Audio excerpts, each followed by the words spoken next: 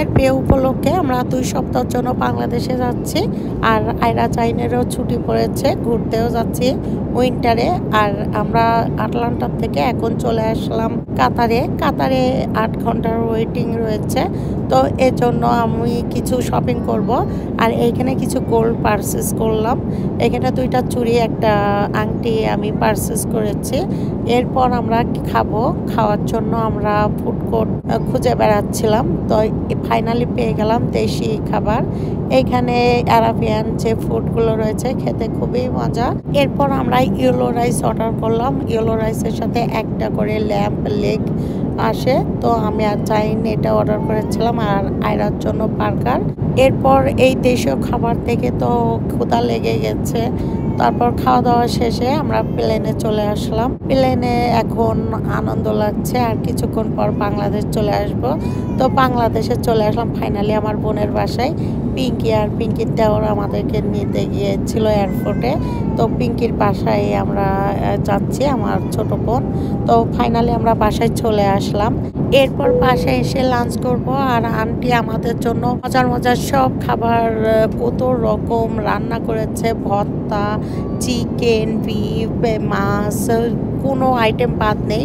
তো সব কিছুই ডবল ডবল করে। আর আমার কই মাছ পছন্দ বলে আন্টি আমার জন্য কই মাছও রান্না করেছে। আন্টির কোনো মেয়ে নেই, তো আমাদেরকে খুবই যত্ন করে, মায়ের মতো করে। তো কি বলবো, আর ভাষায় প্রকাশ করা যাবে না। আর আয়রা এই বেলুনটা পেয়ে খুবই খুশি। এরপর ঢাকাতে 2 দিন থাকার পরে আমরা চলে যাচ্ছি এয়ারপোর্টে। আর এখন এয়ারপোর্টে চলে আসলাম। এয়ারপোর্ট থেকে আমরা চলে যাচ্ছি সাতক্ষীরাতে, আমাদের দেশের বাড়ি। তো সাতক্ষীরাতে আমরা 2 বোন যাচ্ছি। এখন আমরা বাসে রয়েছি, আমাদের গন্তব্যস্থানে নিয়ে যাচ্ছে প্লেনে। তো প্লেনে ওঠার পরে আমরা 2 বোন আনন্দ করতে করতে বাসায় যাচ্ছি। অনেকদিন পর আপনজনদের দেখবো, বোনদের বাবা মা সবাইকে দেখবো। এরপর আমরা চলে আসলাম। আর আমার বোন আর আমি বারান্দায় দাঁড়িয়ে দেখছিলাম কলারোয়া।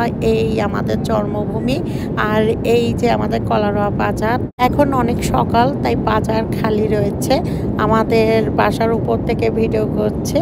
আর আমাদের বাড়িটা একদম বাজারের উপরে।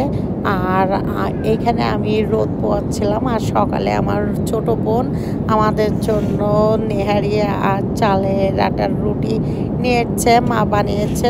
আমার মা পৃথিবীর শ্রেষ্ঠ মা, সবার মা সবার কাছে শ্রেষ্ঠ। তো আমার মা একটু স্পেশালি, খুবই সন্তানদের জন্য জীবন দিলে বাঁচে, এমন একটা ব্যাপার স্যাপার। তারপরে আমরা খাওয়া দাওয়া করার পরে পরের দিন চলে গেলাম আমার বোনের বাসায়। বোনের বাসায়ও নানা রকম খাবার দাবারের আয়োজন। এই যে এখন আমার সেজো বোনের বাসায় চলে আসলাম।